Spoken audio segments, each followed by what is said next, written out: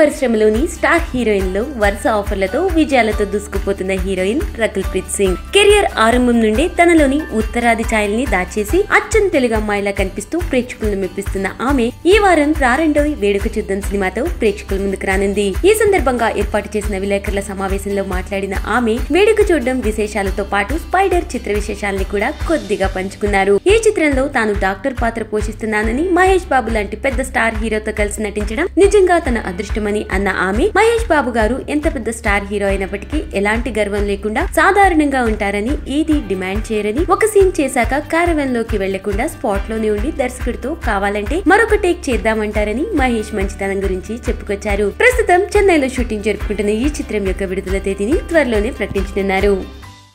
Please do subscribe for more videos.